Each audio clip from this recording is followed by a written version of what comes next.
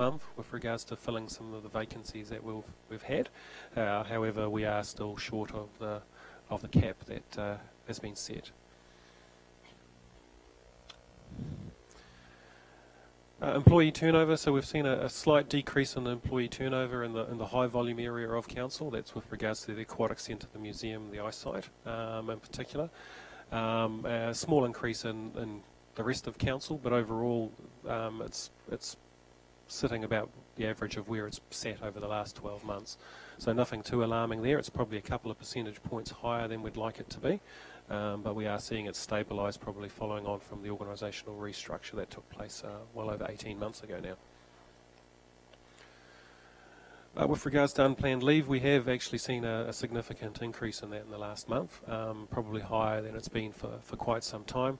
That's a result of a couple of things. So obviously there's been a number of staff that have been on ACC due to those injuries that we talked about before. We've also got a number of staff that have had some significant health issues, and so we've provided them with special leave to allow them to recuperate on those. And we've also had a bit of I think winter had a bit of a late kick in, and we had a bit of a spike in sick leave back in May as well. But overall, the reason why it has jumped up that significantly is mainly tied to that special leave around ACC and also that special leave for a number of employees. With regards to the leave balances, so obviously it's important that we don't allow our staff to accrue long periods of leave, so we actively encourage them to take their leave. It's also obviously a risk management point of view as well, is that when staff are away, other staff are fulfilling their duties. So historically we did have a bit of a high leave balance, and as you see we've pulled that down significantly from a year ago. And it has crept up a little bit, and you anticipate that during the winter period because obviously staff are looking to accumulate leave. They like to take leave. Some take winter holidays, but a lot of them do save up their leave for the Christmas period, so they have a little bit of leave built up and have extended leaves during that period. So overall that's the snapshot of where we sat at May. And if Hilda can bring up just the PowerPoint presentation, I'll go into how we ended the... She wants the mouse back. But I'm happy to answer any questions on that while we wait. Part while we just... No, we'll continue. Thank you, Thomas.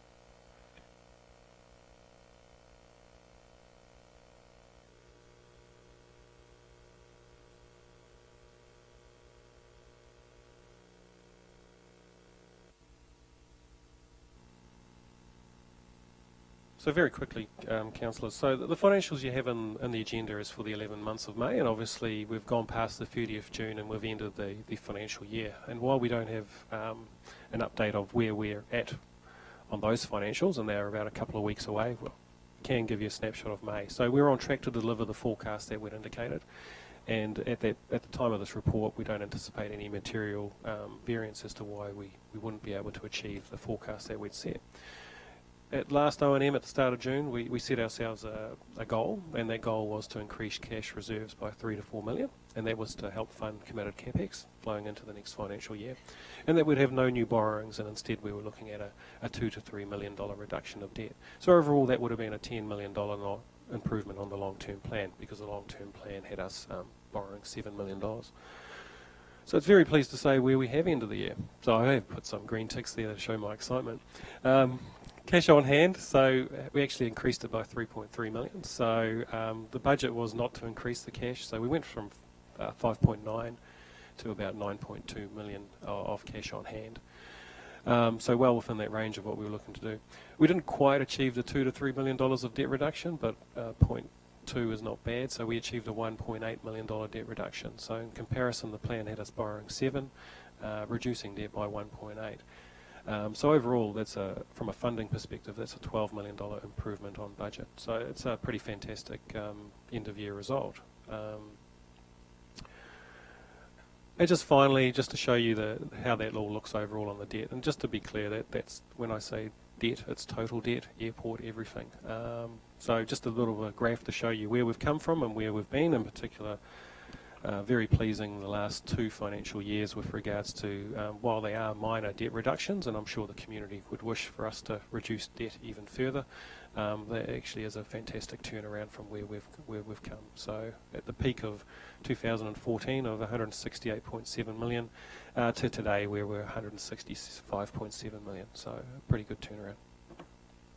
Any questions?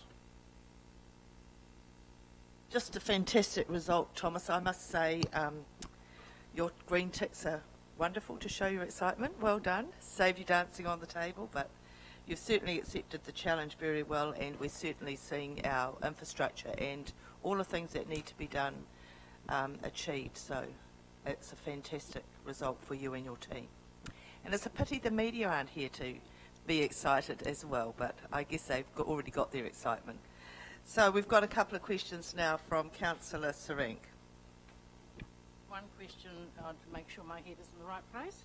The 12 million up there, improvement on budget, what is the difference in the capital works budget? You did put that up there, the capital works budget and the capital works that's actually going to be done. That's considerable difference. Was it about 15 million? No, I didn't put that up, but that is in your agenda, and yes, there is a difference there. And as you're aware, those... And what is the figure? Well, as the report clearly says, it's 12.7 million. How much? 12.7 million. Thank you. I just wanted to hear it from yourself. Thank you. Yes, I thought there was a Councillor Gould? Oh, did anyone else have a question? No? No, okay. Yep, got it. Okay. If I may, I mean, I can understand where that question comes from. It's pretty clear that the result that we've achieved is on the back of the fact that our capital works program is where it is. But I think it's also on the back of the fact that our operating revenues are $1 million ahead of budget, and also our operating expenditure is being managed within the budgets as well, which is a complete turnaround from where we were in the previous years. Yeah. Gould. Thank you, Madam Chair.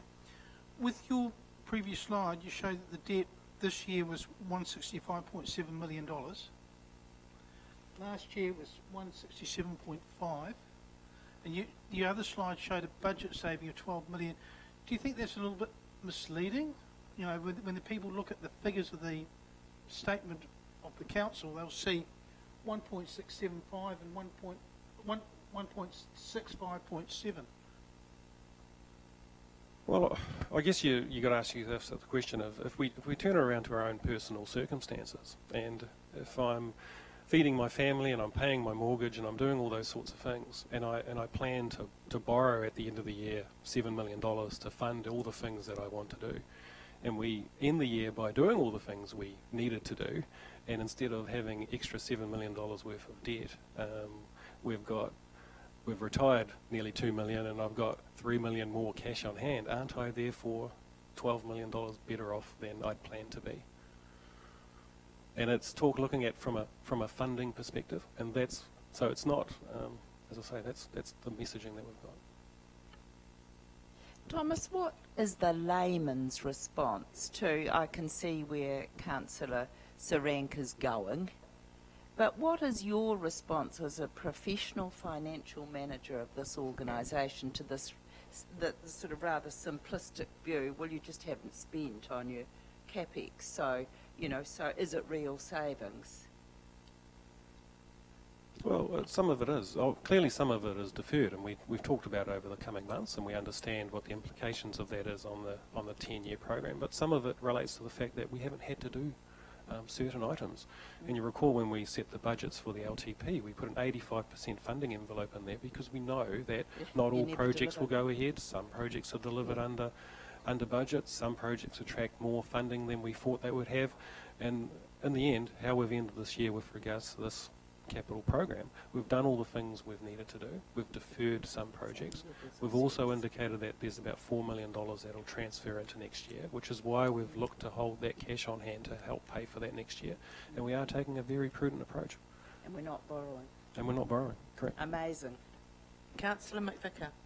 Thank you, Madam Chair. So can I just continue with this particular discussion? What happens therefore next year when we carry over another $12 million worth of CapEx and add that to the proposed CapEx for next year? Is it not, just thinking out loud, is that not going to impact severely on next year's finances? I think the key, Councillor, is that we're not carrying forward $12 million of CapEx, and we've never said that. So as we've talked in the annual plan, we've aligned the capital spend in the annual plans for projects that we knew would come in on top, and as we've said, those projects that are being finalised or in process the previous financial year, which will carry forward, will come out of this next year's funding, and will live within the funding envelope that's been set in the annual plan. Correct me if I'm wrong, Thomas, but I think the key point we're missing here is that you could have easily spent the cash on hand and said that we've got reduced debt and then gone and borrowed it, but you've actually kept it. So it's very prudent. It's a very slow reduction in debt, isn't it? Yeah, with that $3 million cash increase, we could have actually used to retire debt, and we would have got an even better debt retirement figure. But the reality is that would mean we'd borrow the next financial year. So what we've elected to do is hold the cash to pay for that. Yeah. And so we've estimated reasonably well, do you think, about what the invoices we've got to pay and what we know is going to come in the next couple of months? Yeah, and obviously we've set ourselves an annual plan of no borrowing for the 2017 financial year, but we'll obviously look to do better than that, like we have done this year and the year before. Oh, no, excellent result. Your Worship. Thomas, can you take us back to when we got that Deloitte Cooper's report about, and we then set up a financial sustainable strategy? Is this reflection part of that strategy we established in late 2013, 2014? I guess this is all the good work that's been done and coming together, yes. That's so, right. yeah. Yeah, that's right. Thank you. Excellent. Well done. Yeah. Councillor Sturt. Chair, I think this needs to be shouted from the hilltops. I mean, reality was you inherited an absolute Basket muddle. case. And with a dedicated professional accounting group, and you are leading it, you have got our house in order. The reality is, and I heard Mr. Waddy say, cash is king. Cash allows us to save debt servicing costs and a myriad of things going forward into the next financial year. And we've already had the debate on whether we were going to defer or carry over the capital items that we are not now doing. And it may come to pass that new items might come out of the woodwork, new things might be added, and the things that we've got programmed for next year might be deferred as well, because one, they're not needed, two, the technologies have gone ahead of what was proposed, etc., etc. So I thought a budget, and I do budgets for my own businesses and have for years and years, are fluid things. They aren't set in concrete, they're flexible, and you review them like we have. We never got monthly reviews like this. This is just a new revelation, and I just say bouquet to you and your team, Thomas, for the tenacity, some of the crap you've had to put up with in the media, and I can't think of a better word without being called out of order, but the absolute trying to denigrate you as a professional person, and more power to you for the spine that you've got, because what you're delivering for us is exactly the information. We all understand it, we can see what the future holds, and Rotorua is now in a better financial position now than it was even 3 years ago. So I just say power to you all. However, that doesn't stop us, like Councillor McVicker says, in keeping a watchful eye on it. And now we've got the information, we can do that very thing. And that's what I like about it. We can now monitor it on a sustainable level rather than waiting a year or quarterly like we used to, and there were a whole lot of surprises came out of the woodwork. So I'm delighted with what you're doing, and I know that personally I've seen it in your body language. I haven't spoken to you personally about it, but I know personally you've taken a huge hit in some of the comments in the media and from one particular quarter. I say you've got 100%, almost 100% support around this table, and all power to you. And thank you for the work that you do, Thomas. Oh, look, thank you, Councillor, for those kind words, but I'm just the messenger of the result. At the end of the day, my two esteemed colleagues, which sit down there, Dave Foster and JP, are also a major factor in the fact that this organisation has been able to deliver that result. So, Very well said, Councillor Sturt. And you just missed the part where Thomas did show his excitement. He had 3 green big ticks. He showed his excitement by his 3 green big ticks.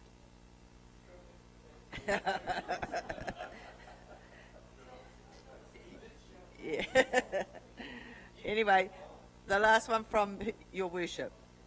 One issue that we sort of rushed through on the executive dashboard, have we squeezed, or has the chief executive squeezed the operational side of the business a bit hard when we know you've had to bring in, we've got growth and we've got a planning division that's sort of moving so fast.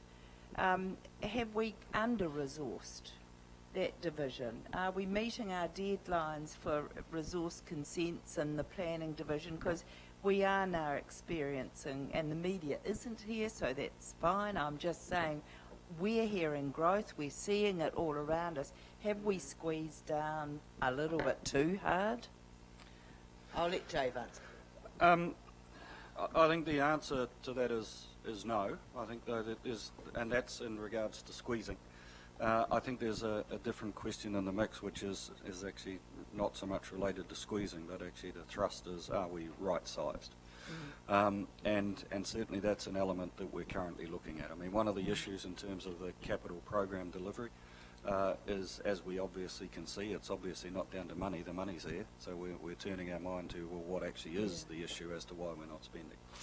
And I think that'll be the subject of some reports coming forward. I think one of the elements that you run into, and we talked about it in terms of the 85%, is actually the capital constraint that comes into the mix. Okay, so to give you some examples into the mix of this, so we're $10 million under in terms of the capex, but we didn't progress the Howard Morrison Performing Arts Centre. That's right.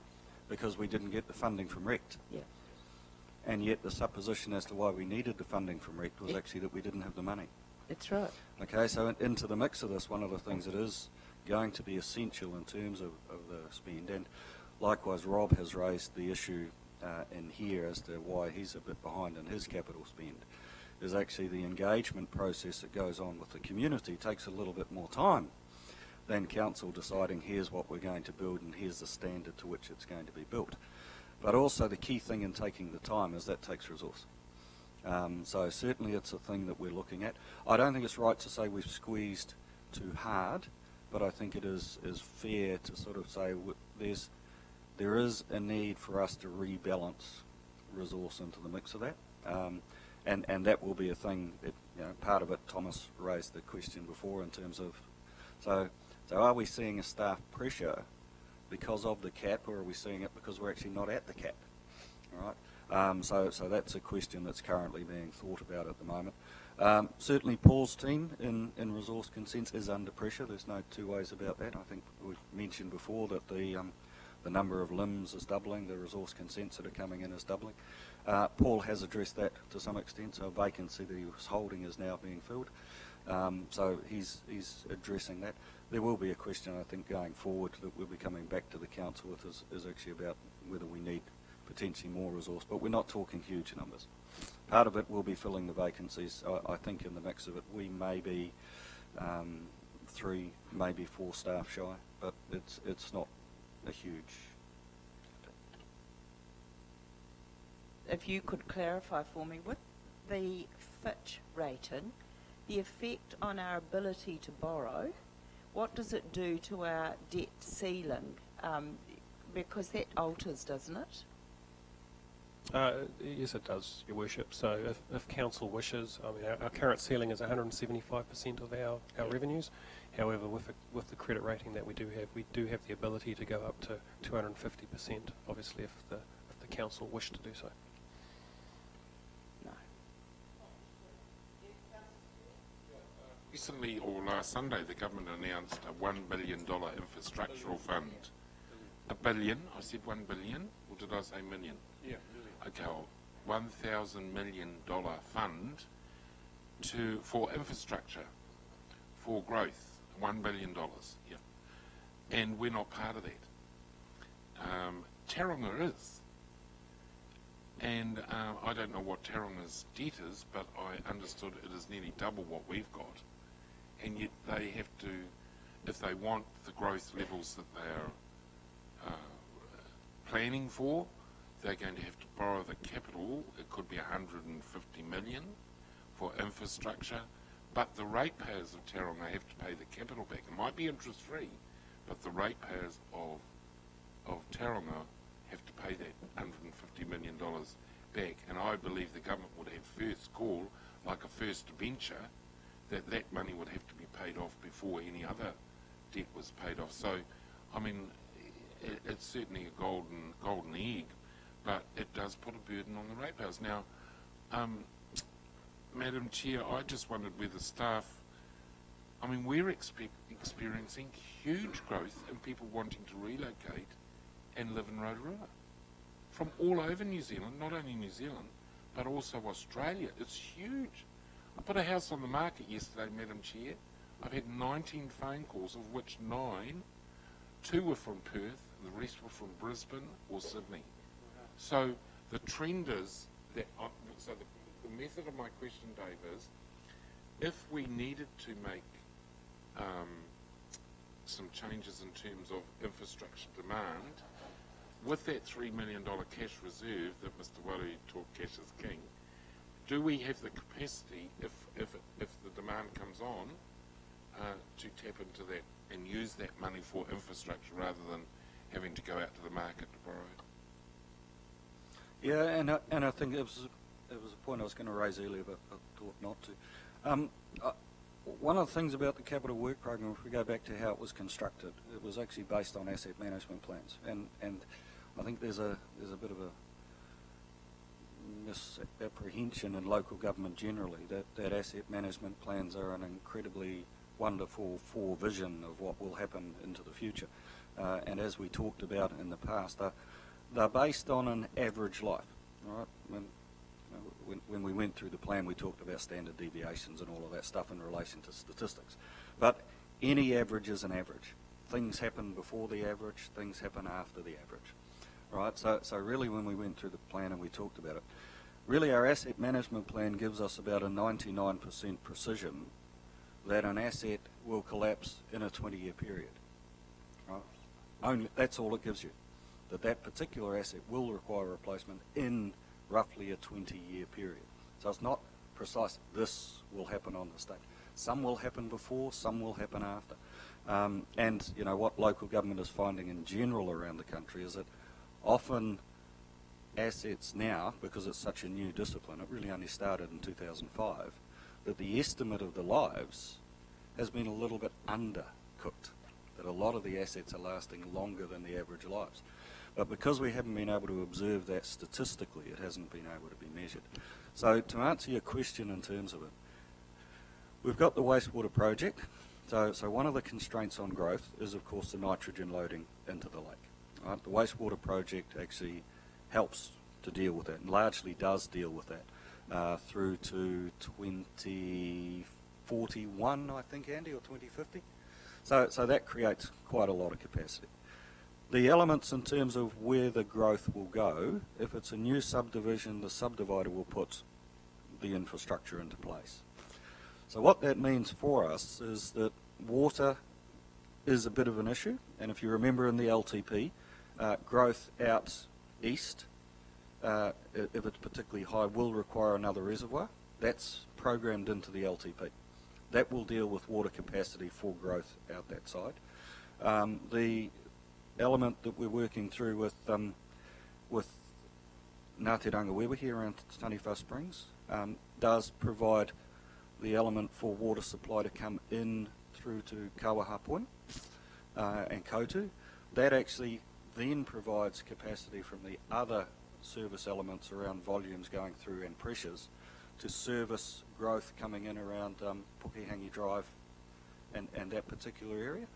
So the only element that could come into the mix will be the question of whether the feeder lines may need to have some localised expansion. Yep.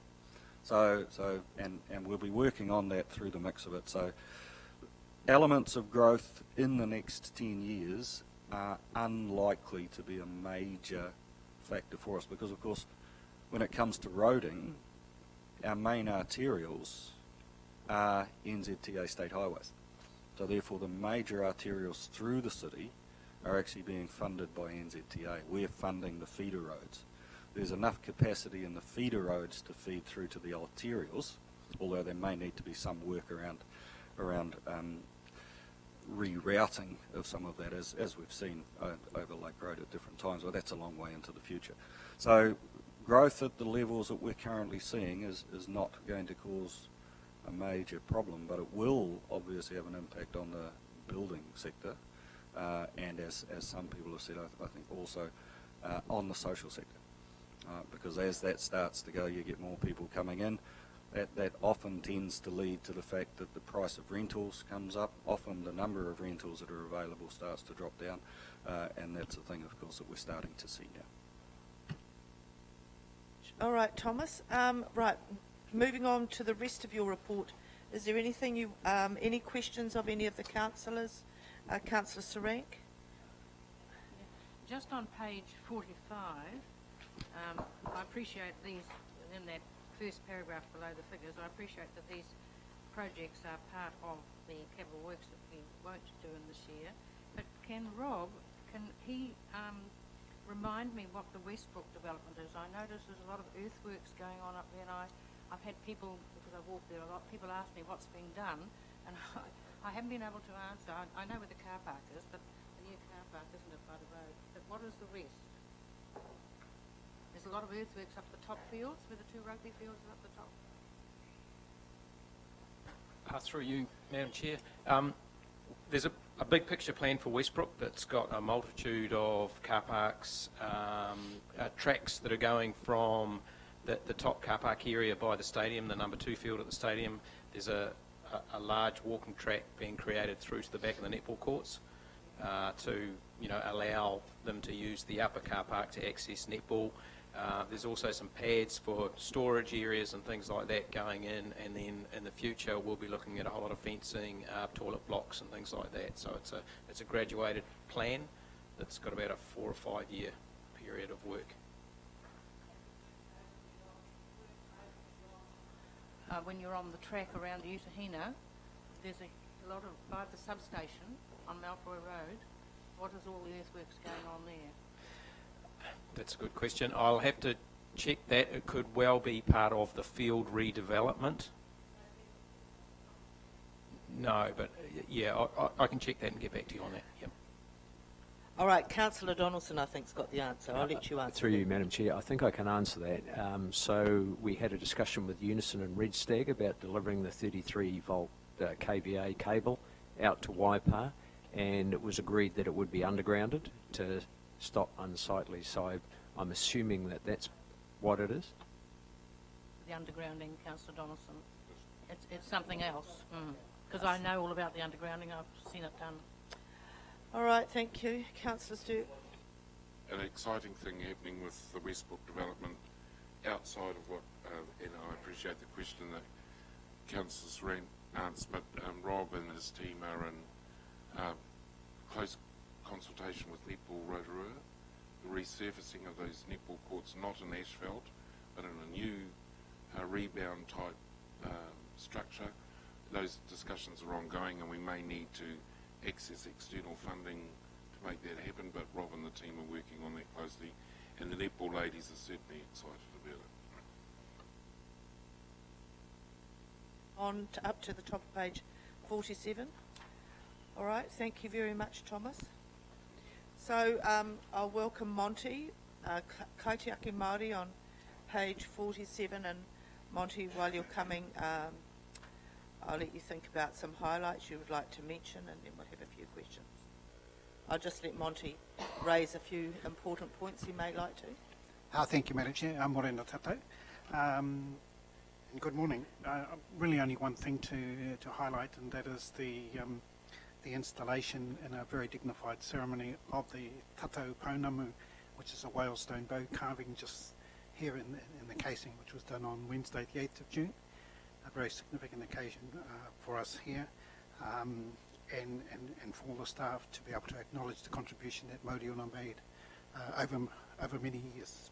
So really, otherwise it's been business as usual, and I'm happy to take questions. Councillor Sturt, then Councillor Gould. Monty, firstly, thank you for your Kotiaki report.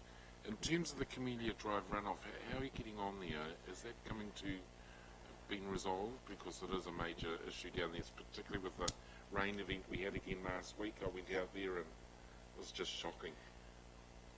Yeah, well, through you, Madam Chair, and for the rest of the councillors, yes, we've been working with Stavros's team, and as you know, with the family, and that work is ongoing, and we're trying to work through a process which, as you're aware, involves the Murray Land Court, which you suggested to us, and we're following that line. But yes, it's progressing, albeit slowly. Chair, thank you for your report, Monty. You've got the staff cultural resource booklet written by the late Moira Kingi. Is councillors going to get a copy too? If you want one, yes, they're available. Not quite sure how many more are available, but I know we did print a number of copies. All staff have been distributed with one, and we made them available. They were blessed on the same day we did the installation. So yes. Mr. Aniatuli. Kia ora, Madam Chair. Kia ora, Monty, i te rangatira. Thank you for the mahi that you do on behalf of Council and for Te Aroa as a whole. I'm just wondering, over the weekend, Kauai Cemetery was attacked. That's how we see it. Someone took their car up there and decided to do donuts all over some of the plots. What's the Council's response? And is there a CCTV in place in Kauai? Well, how do we manage that? The tribe is in arms, and we've had quite a few attacks on Urupa around the city. Yeah, look, I can tell you that I was out of the country when that happened, and I'm just waiting for Rob to come forward. But of course, read about it both through the internal communications that was what was happening there. But Rob. Kia ora, thank you, Monty. Through you, Madam Chair. Yes, the vehicle went up there and it basically cut loose on the top grass paddock area. It didn't actually get over any plots. It was an area where we're creating new burial berms. So fortunately, they hadn't upset any grave areas. We're going to have to go back there and have a look at how we can try and manage. That's the first time that's actually happened there, that type of incident. We've had vandalism and other things. The whole idea with opening up the cemetery and creating, removing the trees to not only give the Urupa the view to the lake, but also opens up passive surveillance from people on the road. So hopefully those are the sorts of things that we can do. We could look at bollards and things like that, but again, there's other areas where people can get access into the areas for when they're respecting their whānau. So, we'll have to have a good look at that, but we'll try and come up with some plan to prevent that from happening again. I think, through you, Madam Chair, if I can just add insurance to Council, iwi and the public, that actually we're as indignant as anybody in regards to this. It's a significant element of disrespect to our people who passed away, and we are taking it very, very seriously, and we'll be looking at the elements that we can do to ensure it doesn't happen again. That was posted on Facebook, so as soon as it was on Monday morning, I went up and had a look. And Potawa is absolutely right. It's on the non-Ngāti Whakaue side of the cemetery, but they only missed 2 headstones by feet. And one of the headstones on one of the berms forward is going to be unveiled this weekend. So whoever has done this, and someone knows something, I think it's a direct result of closing the car park at the front of the cemetery. And that was done deliberately because of the unsavoury activities that were going on there. It was disgusting, actually. And you'd go and see your graveside, all my grandparents are buried there. Go there on a Sunday morning and all this paraphernalia was all over the place. It was disgusting. So I think this is a direct result. They're now trying to find a place where they can hide, because the row of trees up Henderson Quarry Road does blur the visuals. I mean, you can see can't see up that far from the roadway. So, Rob, I'm pleased to hear that you've got contingencies, and as a member, along with Your Worship, the Mayor of the Kauai Cemetery Board, I felt a knife go in your back, sort of thing. I mean, fancy doing that to a cemetery, of all things. So, Dave, thank you for your comments too. So I look forward, Rob, to coming up with some options for us to consider almost straight away. I don't want to see it fenced. I don't think that's the nature of Kauai. We don't want a big fence around it, but maybe some bollards or some, as Potawa, in answer to Potawa's question, maybe there are some options we should look at. Councillor Rotorua. Yes, thank you, Madam Chair. I was up at the cemetery yesterday, and I did see in the paper where there was a suggestion, if you're trying to look for how you can address this issue, hopefully it won't occur again, was the suggestion possibly that the cemetery might be closed or have opening hours, which I would strenuously oppose. People go up there at different times when it's relevant to them to go up. And I must say that personally I'm a little bit disappointed that the trees in the front went. To me it was a private place and it looked private, and there was a little bit of a sanctuary there, and seeing cars zooming past all the time. I know we all toot when we go by. It's just that to me it's lost a little bit of something. But however, but I just do hope that we will not consider having opening hours on the cemetery.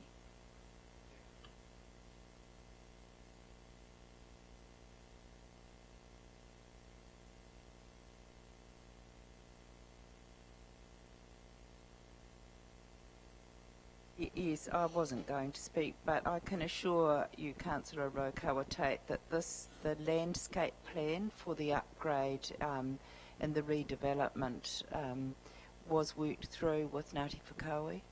They were very close to this. In fact, P. Hulper was all over it, but it wasn't only one view. It was a much wider view with our landscape gardener, and Rob led that. And actually, I'm getting the opposite. I'm getting feedback from the public saying it's absolutely wonderful now to see the openness, and marvellous, and not the shading on the road that gave road hazard problems in winter. The view, the beautiful view. So I'm not sort of getting that view, but then I'm not inside looking out. I'm driving along and hearing from the public. But, yeah, but Rob, do you want to let them know about there's still more landscaping to happen there?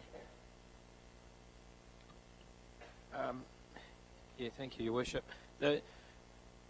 Working with the Kauai Cemetery Trust Board, we have a redevelopment plan for the cemetery that we actually escalated a lot of the works into this just finished financial year from further out. So there's a range of plans around vegetation, more berms, creating more burial space, removal of trees, and a boulevard of natives rather than the conifers that are through there. Hand washing taps, seating areas and things like that. So there's quite a comprehensive plan that has still got another 12 months or so to go. We've done the majority of the work around the roading, the big picture spends, but there's art features at the entrance and all sorts of things like that. So I'm welcome to show you sometime and get your head around the whole picture. Councillor oh no, was there someone else still on the cemetery? No, Councillor Maxwell. On the cemetery anyway. Now, fantastic work being done. Excellent. The question I got is, Monty, and probably through to the Mayor, congratulations. I think in the local government New Zealand conference, I believe we're in the running in the finals for an award. I'm just curious about the presentation that's going to happen for the Te Arawa Partnership proposal. Yeah, I can't specifically talk to the presentation, but I know that there is a group going, and Te Tato are planning to be there. So that's as far as we've got at this stage. Oh, good luck. Good luck with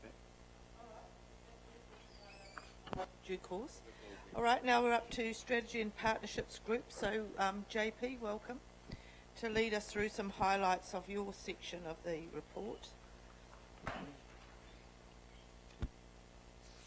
Thank you, Madam Chair. And probably in starting, I just have invited Portia to come along and just do a presentation this morning on a new market or a second market we are developing with the hope that it will begin in early October. So just as a highlight, I'll just hand over to Portia to take you through a short presentation on that market.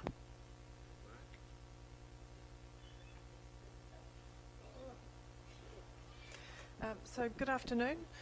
I'm just here to give you a bit of some background and information on a new market product that we've been working on for the last couple of months, and that's something that we've been signalling to you in the last O&M reports for the last couple of months.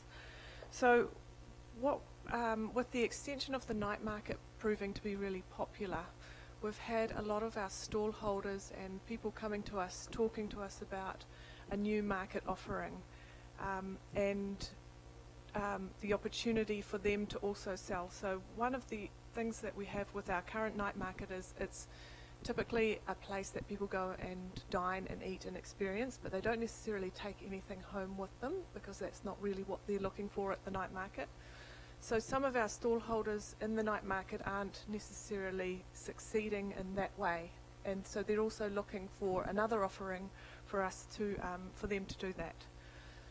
So something that we've been working on with our new market is, so it's a farmers market, and it's going to have the values, underlying values of manaakitanga, and that's all about hospitality and showing respect and that the visitors leave with fondness and gratitude. And it's an opportunity for us to showcase our local delicacies, but also what is seasonally available as well. So what we've got there, we've also got an underlying whakatoki which is going to guide us through the whole market as well, and that's Naku Tiroro no Tiroro ka ora I te iwi, which means that with our bread, your bread basket and my bread basket, we will live. So that's all about sharing and all the values. So you can see through those, through the manaakitanga, and I've highlighted those parts in that, so those values as well will come through into the vision. So the vision is to showcase local product that is seasonally available while giving hospitality and respect to locals and visitors who can remember the market with fondness and gratitude. So that's all about the experience, but also there's also that second part to the market, which is to provide a platform for new business or business growth in a welcoming and aesthetic environment that will teach the visitors the value of manaakitanga as well. So it's all about business growth as well, and providing that opportunity and a platform for people to sell products. So we've got some success measures there. So the first one is the location and the timing. So what we've done is we've gone and looked at all of the other markets that surround us in the region and also our local markets. So timing wise, we're looking at a Sunday morning market. Timing is perfect for that because we have also have all our visitors leaving on a Sunday, and they've got to get out of their hotels and backpackers, and so they need to go and have breakfast somewhere as well, and they can take goods home with them. And also we have a lot of sport on a Saturday morning, so Sunday morning's more of a time for families to come down and experience the market.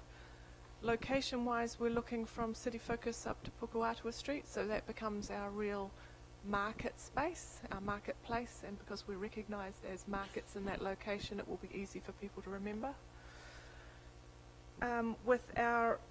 So we've got regional supply as well, so we've already been talking to lots of stallholders. We've got lots of stallholders really keen and interested and are already putting their names down to be part of it as well.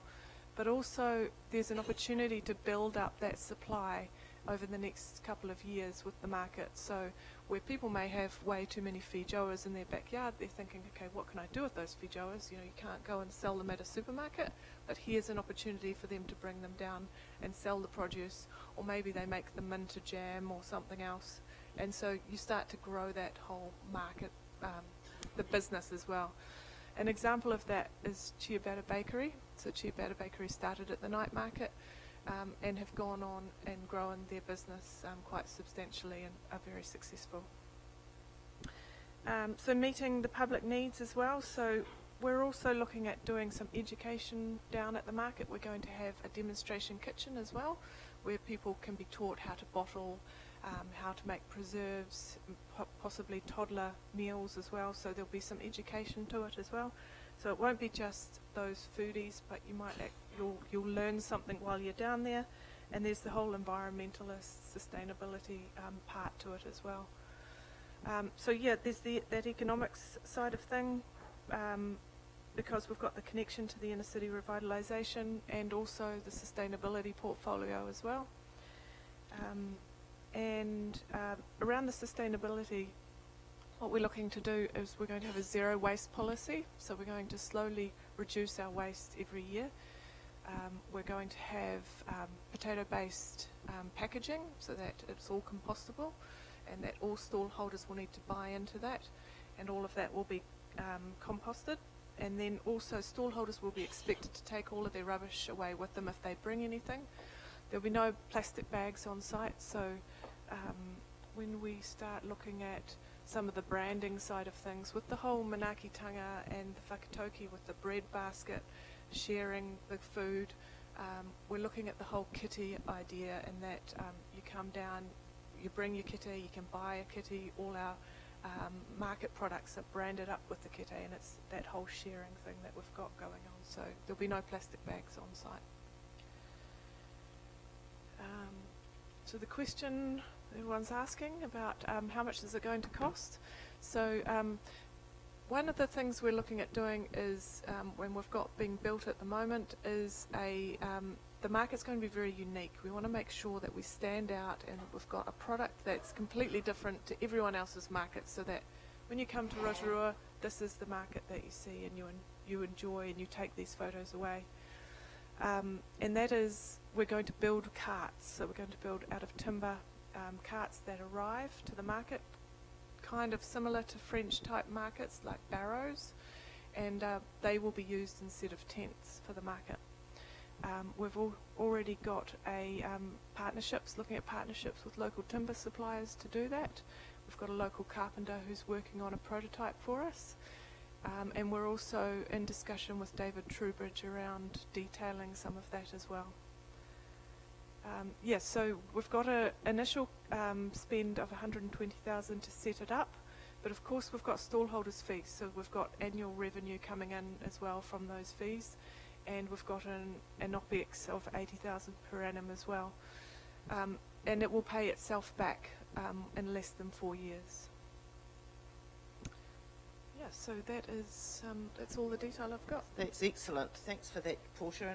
And I would just add to that when we were doing our city scan last year, and we met with community gardeners and people around healthy living, a lot of these ideas and requests came from that. So it's marrying up with some of the ambitions of the revitalisation of the city. So it's working together quite well. So these people will be very excited to see some of their excellent ideas giving some wings and giving some branding and support around it. So thank you very much. Okay, now Councillor Sturt, then your worship. Obviously you're going to produce a very good product, and I'm certainly not reading that you're going to have $2 shop, that sort of rubbish there. So you're going to have like organically grown stuff, and if someone's doing manuka honey and those types of things? Yes, so it's predominantly trying to become accredited by the New Zealand Farmers Markets Association, which means that we have to have 80% food, and it has to be within 100 kilometres radius, so it has to be locally grown, and it also has to be sold sold by the producer or the grower, so that they're having that experience as well. So if you're coming down, you can't just go and buy a whole lot of feijoas from Pack and Save and come and sell them at the market. They have to be your feijoas that you've grown on your tree, so that the visitor is actually having that experience. Oh, I've got a feijoa tree. Mine doesn't grow so many feijoas. You know, what am I doing wrong? And so they're having that discussion and they're learning as well. All part of that experience.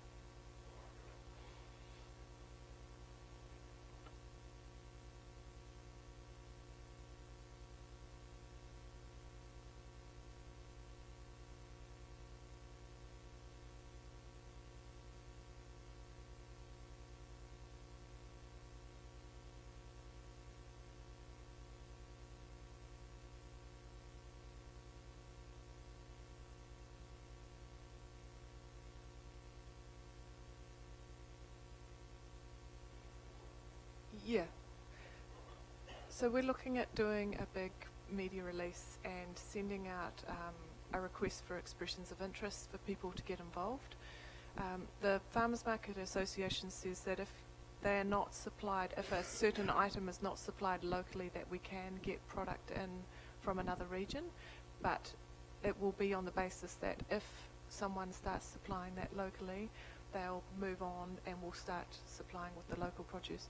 But we already have, like you said, we already have the cheese, the honey, the fresh milk, the eggs. We've already got all of those things, those people already interested.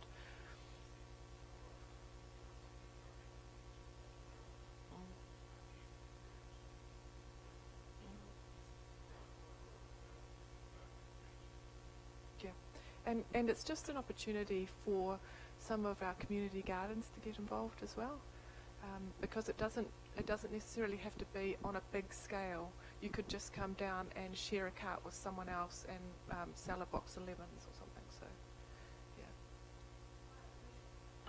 It's fantastic, Portia, and I'm sure Councillor Hunt would love to be sitting here too to chip in, and the portfolio support group plus the sustainability.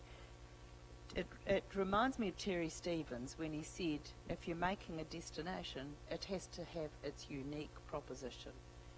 So I love the kete, you know, I like the farmers market, I love everything about it, but there's one bit that's very cute that I think somewhere, if we could have it, that children could come.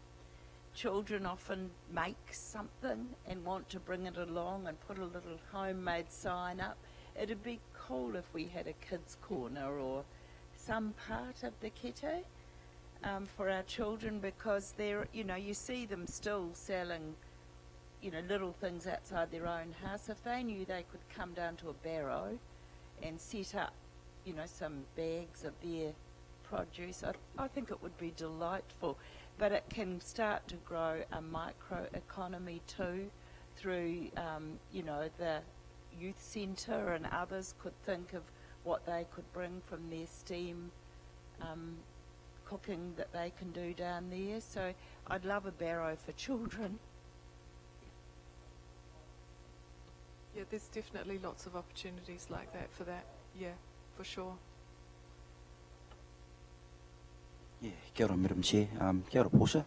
Nice to see you, and thanks for sending those other reports earlier. Thank you. Just wondering where this kaupapa would be held, and what effect does the Food and Safety Act have on a farmer's market? Do you mean where the barrows will be? Yeah, where the market. So we're looking at, as part of our OPEX budget, we're looking at having a market depot where everything will be available in there for people to come down and meet with the other stallholders, but where with the barrows will be stored as well. Sorry, your second question? I lost that The one. Food and Safety Act. Oh yes, so Food Safety Act, rather. Yeah, so Bridget was supposed to be here with me today. She's on jury service today. So Bridget Nelson, who is our night market manager, will be the one who will be managing this new market, and she's all over that. So all of the stallholders, they'll have to go through a process of licensing and all of that kind of stuff as well. A little bit down the track in our vision for this market is that we actually end up providing a commercial kitchen where people can cook and make preserves and food so that they can sell it, because at the moment our the Food Act does not allow people to just cook things in their own home. So yeah, we want to get to that point where there's actually a kitchen where you can come down and rent it for the day or something, and you can do that. Cool, and just one suggestion, you might want to hook up with Dr. Laurie Morrison. She does the National Māori Women's Health League kaupapa here. They do a lot of that preserving stuff, pickles, and you name it. That's what they do. So that's all. Kia ora. For you to know, Rawiri, that she was at the initial city scan and actually brought up the whole idea of the preserving. So she's probably came from her, amongst others. Thank you, Madam Chair. Councillor Kent. Thank you, Madam Chair, through you. I don't know if any of you have ever visited some of the farmers markets elsewhere around the country, but I know of 2 or 3 that are extremely successful. They attract people by the hundreds every Saturday or whenever they're held. So the potential is very definitely there. I wonder if you're actually aware that there is actually a local consortium group which is deeply into growing organic foods and is looking to expand. So you should be talking to them. And my only concern with the issue, and it's a factor that perhaps you'll need to take into account, is that, for example, if you talk to all the stallholders down at the Kia Ora Park Market on Saturday mornings, you'll find that almost none of them come from Rotorua. So I think you may have a little bit of difficulty getting the locals to get off their derrieres and actually get motivated. I think, Councillor Kent, this is what has come out of the city scan and the work we did last year, that actually people do want to be, and the group that you're talking about, we're involved in that as well. So there's definitely people locally who want to do this. Councillor Gould? Have you ever looked at the race course? Because, you know, that's quite a large area and there's plenty of parking. But yeah, it'll just attract a lot of people, and it might be more suitable for that area of town than Pukewarewa Street. You know, Pukewarewa Street's very restricted in the length, and you might upset a few people trying to get around, but there might be other streets in Rotorua CBD which are probably better. But I was just thinking, you know, I was thinking of the Hastings Market, the farmers market at Hastings, how they've gone into the AMP grounds and developed that every Sunday, and every Saturday they go to Napier, have a morning one. Yeah. Then if we get to a point where we're quite big and we need to expand and we have that demand, there might be that opportunity.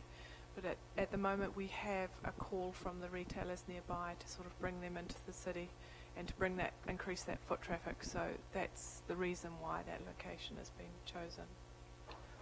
Madam Chair, just adding to that, and Portia could have expanded onto it. It was also that case of activating around that we can visit him. Yes, I will do. All right. Thank you for that. Now, councillors, just I'm in your hands a wee bit because I want to finish off JP's report and then have lunch before we go to the rest of the agenda, because we have got lunch provided today. So, JP, I'm hesitant to go through page by page because we'll be forever, but I'm sure that you have taken it, you've all read it. Did you want to highlight? I'm happy just to go for questions, really, unless there's a couple of things you want to highlight, because we've given a lot of time to Portia. Thank you, Madam Chair. It's 47 to 55. Look, I've just got 2 things, Madam Chair. The first is, obviously, there's a reference on page 48 to us starting to wind up our efforts around raising awareness around the local elections. And I've just got this here, which is obviously a difference for us, and something that's important for us is trying to raise awareness about a new community board. So we have a mail out that is going into the rural community board area, just to raise awareness about how to become involved, and obviously referencing the candidate information evening. So that's going out, or has gone out. We're also going to be doing the same within our current Lakes Community Board area as well, because one of the key issues there is that we've changed the boundary of that community board and brought Hamarana into that space. So similarly, the information will go out to all residents, advising them of the new community boards in their areas and the relevance to them. So, Madam Chair, the second thing I was just going to refer to, and it's sort of in code and it refers back to our tribute meeting to mountain biking, is on page 53. There was a question about recognising the economic value of mountain biking to the city and the district beyond just events. So about 3/4 of the way down there, you can see there's a heading under the sport and recreation portfolio, which identified as trails. So Rob Keithley and Andrew Wilson in the economic development space, we've just been talking with APR about a potential methodology for trying to quantify the economic value being generated by the forest and the tracks in the forest, both from a walking, a horse riding and a cycling perspective all year through. So the first step for that has been to put in place some movable counters within the forest. So that gives us some background information on numbers, and then of course one of the methodologies will have to be some of the more specific survey work to try and quantify how many are out of town, who is using it when, and then from that basis we can get a similar sort of sets of information as what you saw from Crankworks report, but taken on an annual basis. So really trying to get into fully understanding the value of the forest for recreational purposes to this community. Right, questions, anything from page 47 to 55? Councillor Maxwell, I think you were the fastest there. Thank you. Just very quickly, page 54, big bouquet to the Mayor and Councillor Tapsell for running that big fashion here on Saturday night. I thought it was fantastic. Yeah, I got that. Very good. Councillor Sturt.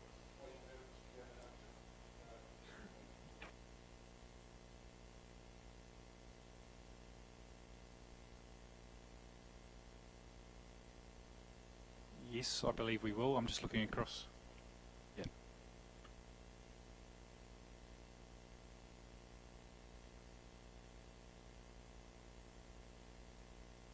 Thank you, Madam Chair. Through you, just to thank you, JP, for getting that economic study underway regarding trails. A number of businesses and potential investors are calling for that information, and so and it's, I think, 2013 since we last had an assessment done.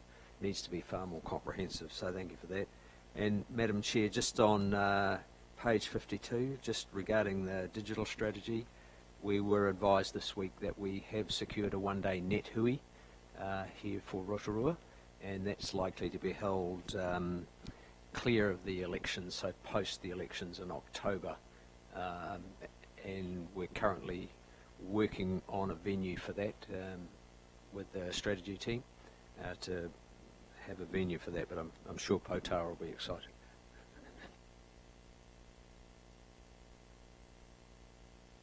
Kia ora, Madam Chair. Kia ora, JP. Got a bit of a line of questions, but I'll start off with this one. In the learning development on page 47, the initiative to enhance manager capability, will the initiative to enhance manager capability reflect the Te Tatau partnership, and how is that incorporated into the organisation? The short answer is yes. So we've got a number of initiatives being led through people and capability, and Monty's the other key lead in that space. So I think we've reported previously that there is this, we've wanted to lift the capability within the organisation to be an excellent partner. So there is an ongoing program and an action plan that Monty is leading through the people and capability team. The other aspect of this is just making sure that we're putting in place for our managers more up-to-date resources, and also the training and the confidence to use them. So really we're trying to take it away from the view that when you have a problem, you go to the HR team. It's more a case of making sure that managers are equipped to lead processes themselves with the support of people and capability. Kia ora, JP. Kia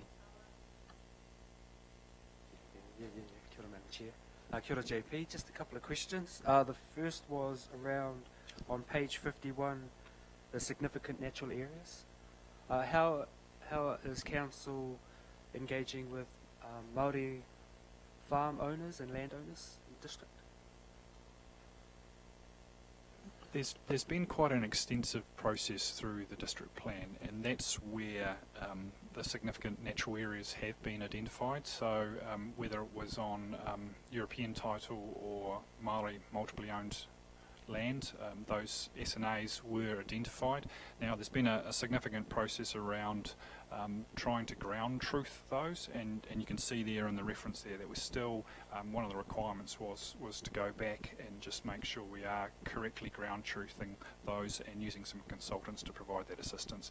So there's so that has been quite a significant and long process through the district plan that needs to be resolved through this last step. Thank you. Thanks for that. Secondly, with the sports strategy, how do communities get things like the skating rink, indoor skate rink, and wakaama berths into that strategy? I think it's more of a case of saying, look, the strategy sets out the overall direction and what we're trying to achieve, and part of that is about increasing participation. Now, the key there is to go and talk directly to a councillor portfolio lead, and also directly into Rob Keithley within the Sport and Recreation Department. Now, the key there, and obviously it becomes that view of what can be done annually within budgets and what are the priorities. But again, I would encourage anyone who's interested in seeing a project taken forward to have a look at the strategy and see where they fit against those key objectives, and then talk to the relevant councillor lead and staff leads. And just one more thing. Last week we had the pleasure, Councillor Sturt and Worship, of attending Love Soup, and they do great community service, but they kind of, at the end of the night, they fed quite a few of the whānau, and they were asking for specific council support around building. And when I approached the council, there are no buildings available. Similar situation to the Koha Shed, who do lots of great things for our community, and equally need a place to store the things that they're giving out to the community. They have no money, and when I approached the council, could they help? The council said no. Is there a way for the council to support initiatives like Love Soup and Koha Shed, and how do those organisations access that support? I think the key one there is to consider that we obviously have grant funding that has been distributed on council's behalf. There's the Neighbourhood Matching Fund, so there's a number of funding streams. The request that had come in was for a specific facility support, and we can only provide what we can provide with the facilities that we have, and obviously a lot of those come with access issues as well. So I think the key plank is maybe to look at those funding applications, and if anyone wants to get hold of us around funding applications, we've certainly got staff who can advise on how to fill in those applications and certainly the timing around those as well.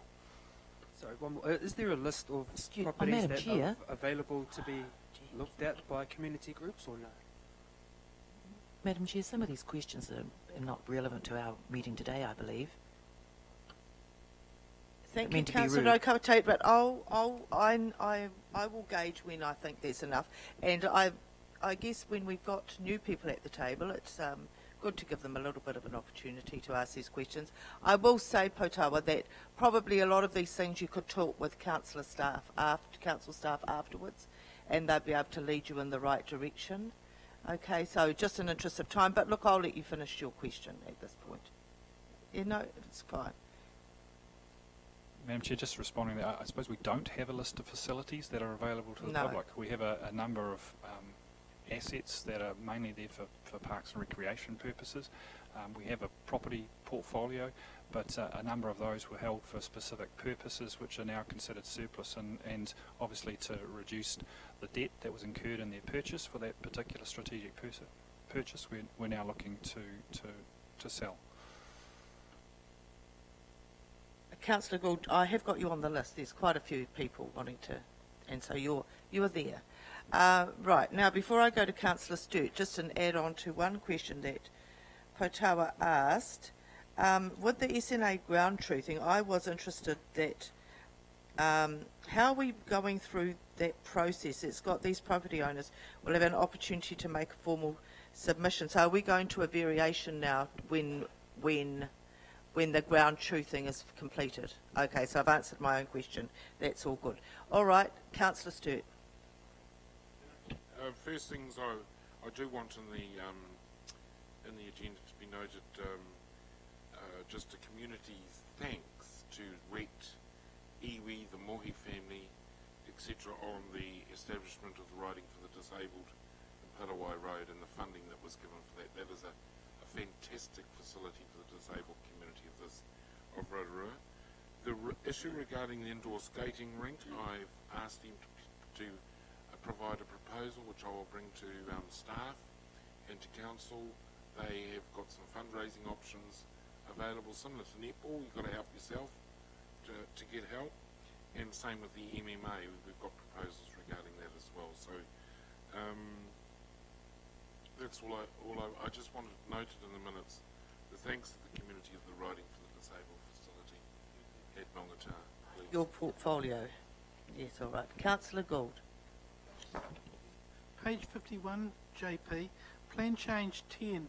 Are we working with the local federated farmers over the submission process because they're the experts in the farming sector?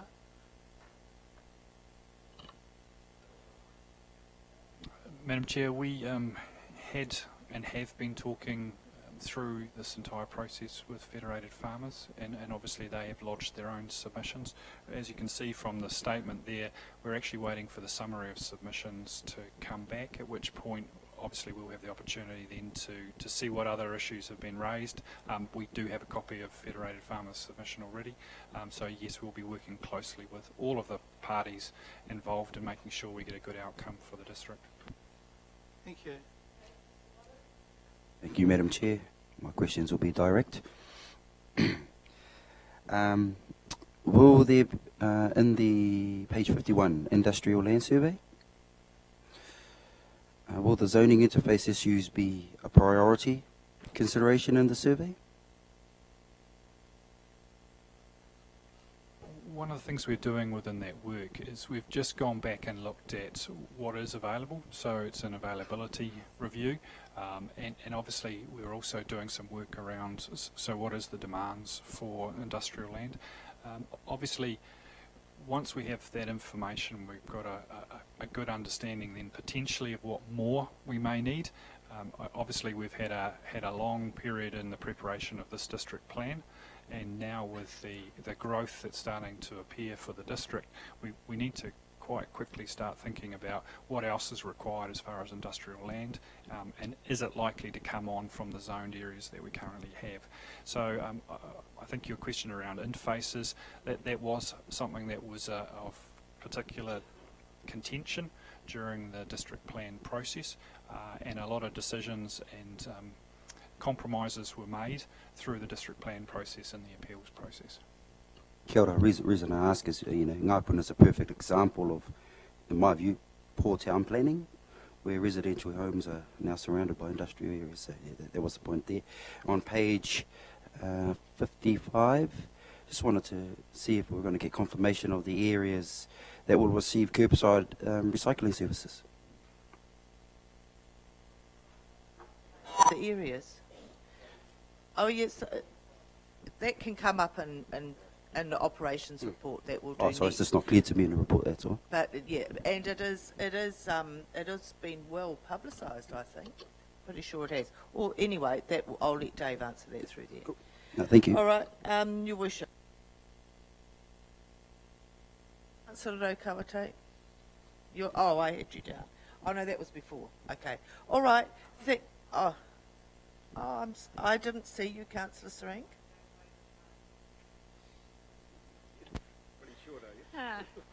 Page 51, on the plan change 72 to the Western Bay of Plenty plan. Can you clarify the issue of scope? What does that actually mean, raised about the RLC submission?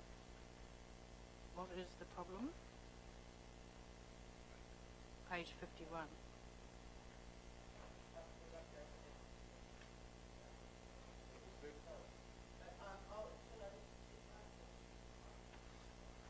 says the first step in the process is to request in the Environment Court to clarify issues of scope. So we've divided, through the chair, we've divided the process into two parts, and you may recall that Lachlan Muldowney was here and talked about the fact that there is two questions in terms of the plan change proposals. What's happened is that the single community area has been divided into two. And that the question that we firstly must look at is there now the ability to actually look at the entire approach as to the provision of that community space? So that's the scope issue. Or are we actually just looking at the simple plan change in and of itself? So that's, but the question really, I think, is that the proposal really changes the nature of the community area. And the presumption by Quayside is that the provision of community area, the requirements around it, was established prior to the plan change and therefore is beyond question. Now that's the scope question that Lachlan wants to question in the Environment Court as the first stage. When he presented, so I needed that clarification. And my second question is on page 52. And just under in a city portfolio, the City Focus re-tender again resulted in one tender that did not comply. Can I ask, why did it not comply?